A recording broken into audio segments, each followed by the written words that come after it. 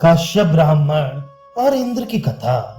युधिष्ठिर ने पूछा, पितामह कृपया ये बताइए कि मनुष्य को बंधुजन, कर्म, धन और बुद्धि इनमें से किसका आश्रय लेना चाहिए। भीष्म जी बोले, राजन, प्राणियों का प्रधान आश्रय उनकी बुद्धि है। बुद्धि ही उनका सबसे बड़ा लाभ है और संसार में बुद्धि ही उसका कल्याण करने वाली है। राजा बलि, प्रहलाद, नमूची और मंके ने भी बुद्धि बल से ही अपना अपना अर्थ सिद्ध किया था। संसार में बुद्धि से बढ़कर और क्या है। इस विषय में इंद्र और काश्यप ब्राह्मण का संवाद रूप एक प्राचीन इतिहास प्रसिद्ध है। कहते हैं पूर्व काल में काश्यप नाम का एक बड़ा संयमी और तपस्वी ऋषि पुत्र था। उसे धन के मद में चूर किसी वैश्य ने अपने रथ के धक्के से गिरा दिया। गिरने से वह बहुत दुखी हुआ और क्रोधवश आपे से बाहर होकर कहने लगा, दुनिया में निर्धन मनुष्य का जीवन व्यर्थ है, इसलिए अब मैं आत्मघात कर लूंगा। उसे इस प्रकार क्षुब्ध चित्त देखकर इंद्र उसके पास गीदड़ का रूप धारण करके आया और कहने लगा, मुनिवर, मनुष्य योनि पाने के लिए तो सभी प्राणी उत्सुक रहते हैं, उसमें भी ब्राह्मणत्व की प्रशंसा तो सभी ने की है। आप तो मनुष्य हैं, ब्राह्मण हैं और शास्त्रज्ञ भी हैं। ऐसा दुर्लभ शरीर पाकर आपको उसमें दोष अनुसंधान नहीं करना चाहिए। अजी, जिन्हें भगवान ने हाथ दिए हैं उनके तो मानो सभी मनोरथ सिद्ध हो गए हैं। इस समय आपको जैसे धन की लालसा है, उसी प्रकार मैं तो केवल हाथ पाने के लिए ही उत्सुक हूँ। मेरी दृष्टि में हाथ मिलने से बढ़कर संसार में कोई भी लाभ नहीं है। देखिए, मेरे शरीर में कांटे लगे हुए हैं, किंतु हाथ ना होने से मैं उन्हें निकाल नहीं सकता।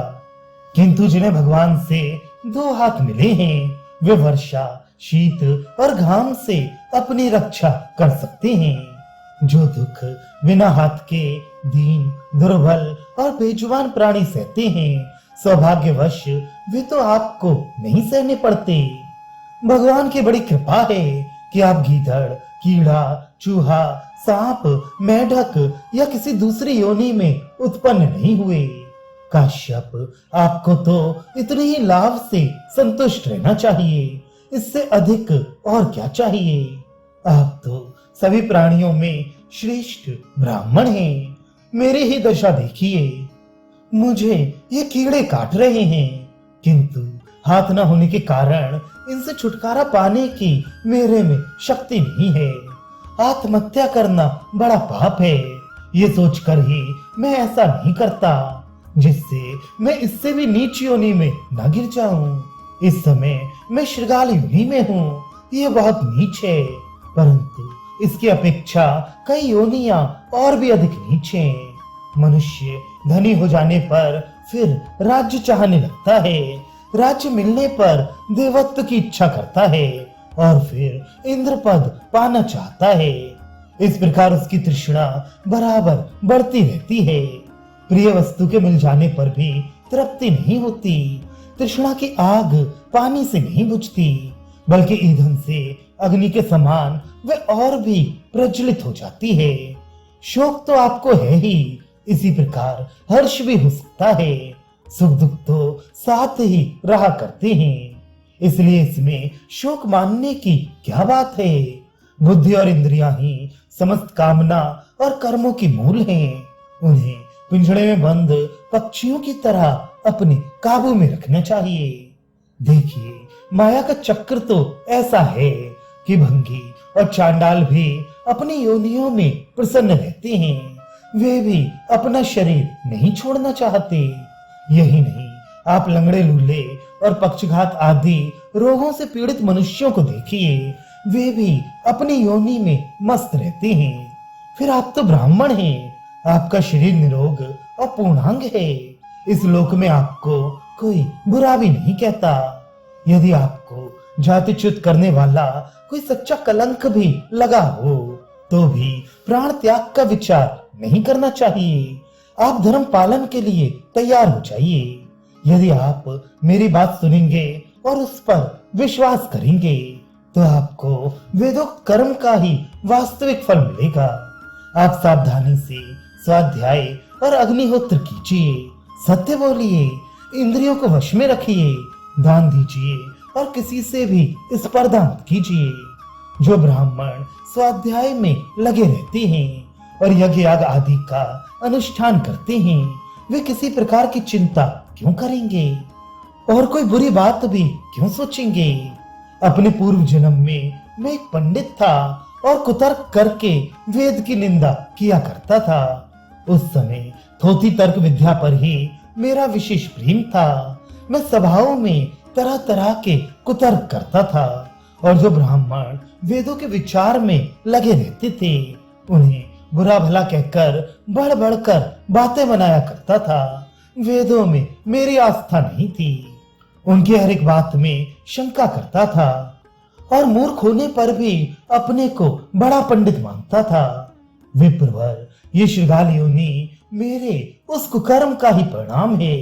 अब मैं रात दिन कोई ऐसा साधन करना चाहता हूँ जिससे फिर मनुष्य योनि प्राप्त कर सकूं। उस योनि में मैं संतुष्ट और सावधान रहूं। यज्ञ, दान और तप में मेरा अनुराग हो, जानने योग्य वस्तु को जान सकूं और त्याज्य को त्याग सकूं। तब काश्यप मुनि ने आश्चर्यचकित होकर कहा, अहो, तुम तो बड़े कुशल और बुद्धिमान हो। ऐसा कहकर ज्ञान दृष्टि से देखा तो उसे मालूम हुआ कि ये तो शचीपति इंद्र हैं। ये जानकर उसने उनकी पूजा की और उनकी आज्ञा पाकर अपने घर लौट आया। भीष्म जी बोले, राजन, जो श्रद्धावान और जितेंद्रिय धनाढ्य पुरुष यज्ञ दान आदि शुभ कर्म करते हैं उन्हें उत्तरोत्तर अधिकाधिक वैभव और सुख प्राप्त होते हैं। जो मनुष्य जैसा कर्म करता है उसे वैसा ही फल मिलता है और जब वह सोता है तो उसके साथ कर्म फल भी सुप्त हो जाता है। कर्म की ऐसी गत है कि वे सोते बैठते, चलते फिरते और क्रिया करते समय छाया के समान कर्ता के साथ लगा रहता है। जिस मनुष्य ने अपने पूर्व जन्मों में जैसे जैसे कर्म किए होते हैं उन्हें कर्म विधान के अनुसार उनके वैसे ही वैसे फल भोगने होते हैं। जिस प्रकार फूल और फल किसी की प्रेरणा के बिना ही अपने समय पर आ जाते हैं, उसी प्रकार पहले किए हुए कर्म भी अपने परिपाक के समय का अतिक्रमण नहीं करते। जैसे बछड़ा हजारों गौओं में से अपनी माता को पहचान लेता है, वैसे ही पहले किया हुआ कर्म भी अपने करने वाले के पीछे लगा रहता है। जिस प्रकार पहले से भिगोकर रखा हुआ वस्त्र धोने से साफ हो जाता है, वैसे ही जो उपवास पूर्वक तपस्या करते हैं उन्हें कभी समाप्त न होने वाला महान सुख मिलता है। जिस प्रकार आकाश में पक्षियों के और जल में मछलियों के चरण चिन्ह दिखाई नहीं देते, वैसे ही ज्ञानियों की गति का पता नहीं लगता।